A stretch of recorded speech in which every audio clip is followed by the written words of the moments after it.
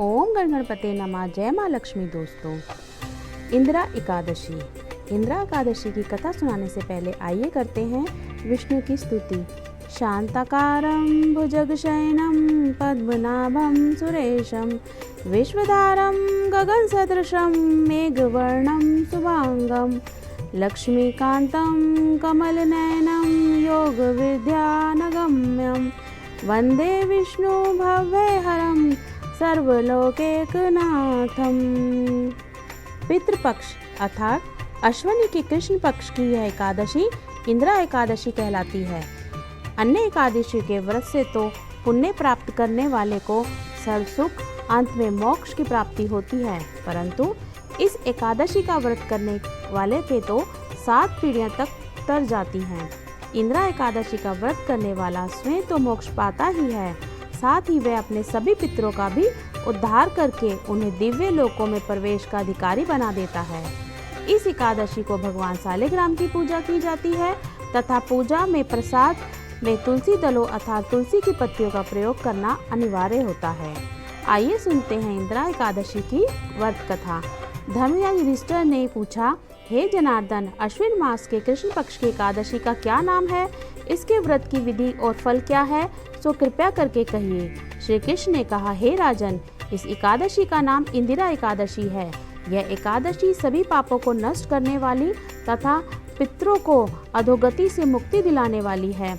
आप ध्यान पूर्वक इसकी कथा सुने। इसके सुनने मात्र से वाजपेयी यज्ञ का पुण्य फल प्राप्त होता है।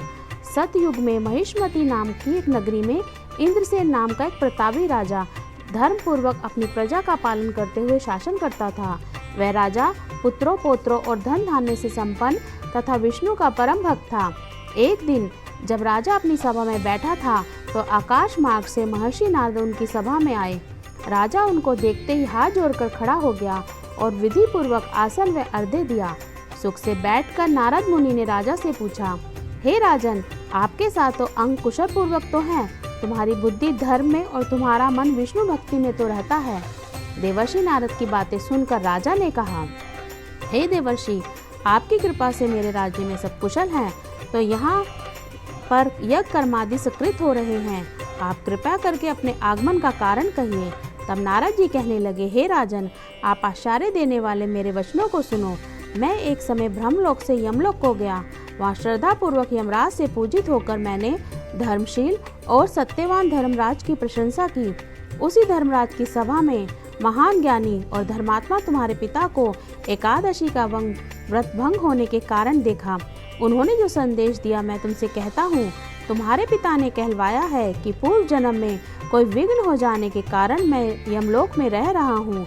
हे पुत्र, यदि तुम इंदिरा एकादशी का व्रत मेरे निमित्त करो तो मुझको स्वर्ग की प्राप्ति हो सकती है। तब राजा कहने लगे, हे देवर्षि, आप इस व्रत की विधि मुझसे कहिए। नारद जी बोले, हे राजन, अश्विन मास के कृष्ण पक्ष की दशमी के दिन प्रातः काल श्रद्धा सहित स्नान करना चाहिए। इसके पश्चात दोपहर को ही स्नान करना चाहिए। उस समय जल से निकलकर श्रद्धा पूर्वक पितरों का श्राद्ध करें और एक समय भोजन करें तथा रात्रि को पृथ्वी पर शयन करें। दूसरे दिन अर्थात एकादशी के दिन प्रातःकाल दातुन और स्नान करें। उसके पश्चात भक्ति पूर्वक व्रत का संकल्प करें। संकल्प करते समय भगवान से श्रद्धा पूर्वक कहें, प्रभु, मैं आज निराहार रहूंगा और समस्त भोगों का त्याग करूंगा, कल भोजन करूंगा। हे भगवान, आप मेरी रक्षा करें, आप मेरे व्रत को पूर्ण करें। इस प्रकार का आचरण करके दोपहर को शालिग्राम की मूर्ति के आगे फल फूल रखकर उनकी पूजा करें। शाम को भगवान विष्णु की धूप दीप नैवेद्य आदि से पूजा करें तथा रात्रि जागरण करें। इसके उपरांत द्वादशी के दिन मौन रहकर बंधु बांधवों सहित भोजन करें। बस यही इंदिरा एकादशी के व्रत की विधि है। हे राजन, यदि तुम भक्ति भाव से इस एकादशी के व्रत को करोगे तो तुम्हारे पिता अवश्य ही स्वर्ग को प्राप्त होंगे। देवर्षि नारद जी राजा को यह उपदेश देकर अंतर्ध्यान हो गए। राजा ने इंदिरा एकादशी के आने पर बंधु बांधवों और दरबारियों सहित इस व्रत को किया। व्रत के प्रभाव से आकाश में पुष्पों की वर्षा हुई तथा राजा का पिता यमलोक से गरुड़ पर चढ़कर स्वर्ग को गया।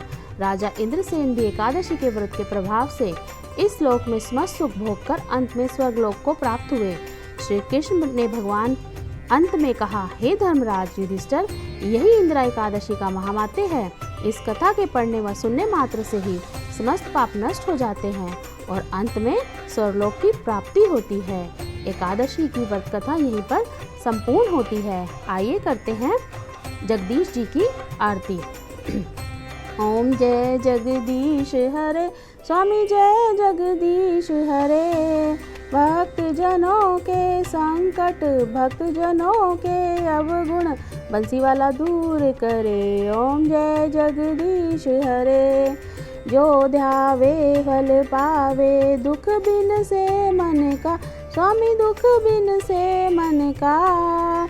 सुख संपत्ति घर आवे, सुख संपत्ति घर आवे, कष्ट मिटे तन का। ओम जय जगदीश हरे। मात पिता तुम मेरे, शरण गहूँ मैं किसकी, स्वामी शरण गहूँ मैं किसकी। तुम बिन और न दूजा, तुम बिन और न दूजा, आस करूँ मैं जिसकी। ओम जय जगदीश हरे। तुम पूर्ण परमात्मा, तुम अंतर्यामी, स्वामी तुम अंतर्यामी।